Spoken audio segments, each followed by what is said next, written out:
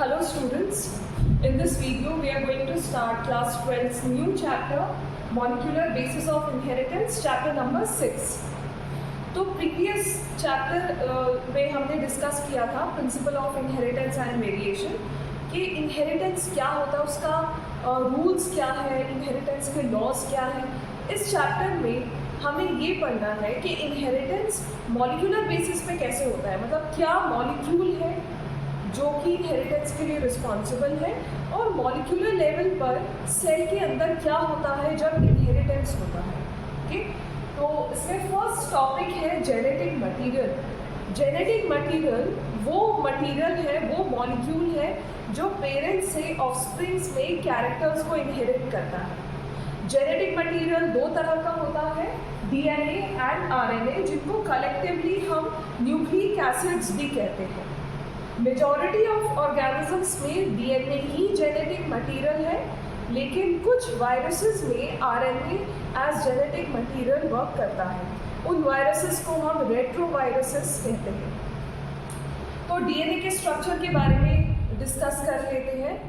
DNA is a polynucleotide chain. बहुत सारे nucleotides से मिलकर एक चेन बनती है, पॉलीन्यूक्लियोटाइड चेन, और डीएनए ऐसी दो चेन से बनता है। दो पॉलीन्यूक्लियोटाइड चेन्स हेलिकली अरेंज हो जाती है। तो एक न्यूक्लियोटाइड किससे बना है?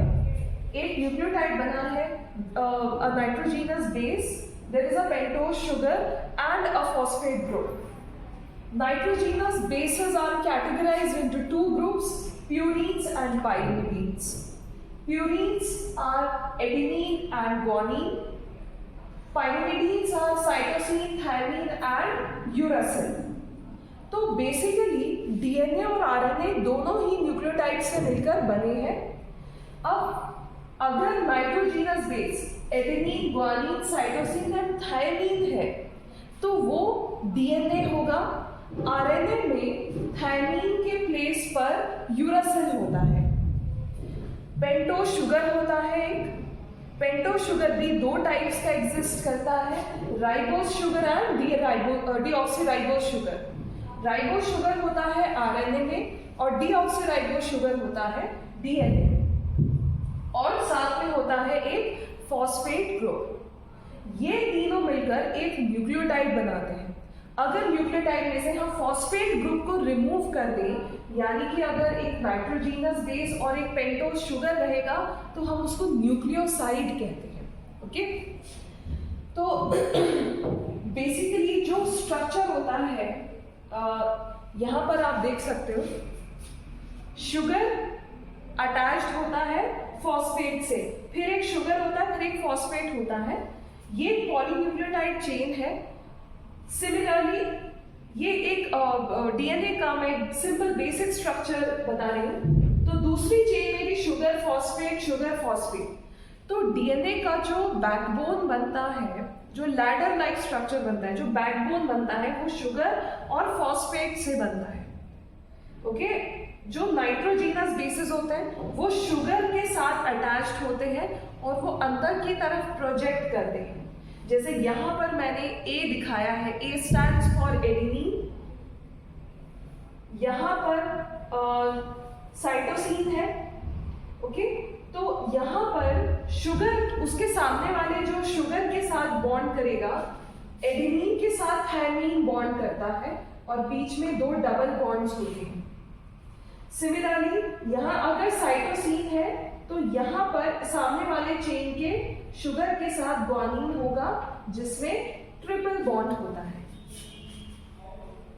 ये थोड़ा सा डिटेल्ड स्ट्रक्चर है, आप यहाँ देख सकते हो। पेंटोज शुगर है, पेंटोज शुगर में 5 कार्बन एटम्स होते हैं जिनकी नंबरिंग हम यहाँ से स्टार्ट करते हैं जहाँ से नाइट्रोजीनस बेस अटैच्ड होता है।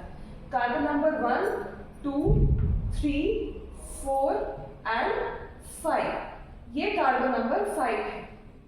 तो फर्स्ट कार्बन पे नाइट्रोजीनस बेस लगा हुआ होगा। यहाँ पर थर्ड कार्बन पे, यहाँ पे इस साइड फ्री हाइड्रोक्सिल ग्रुप होता है, और क्योंकि ये थर्ड कार्बन एटम से अटैच होता है इसलिए चेन, पॉलीन्यूक्लियोटाइड चेन के इस एंड को हम बोलते हैं 3' एंड।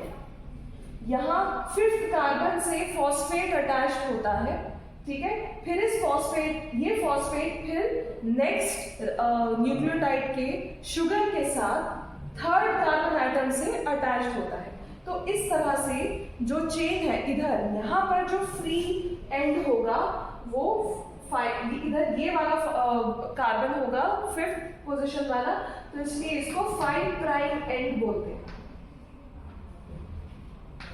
ठीक है। तो चेन का ये 3 प्राइम एंड होगा और वो होगा 5 प्राइम एंड।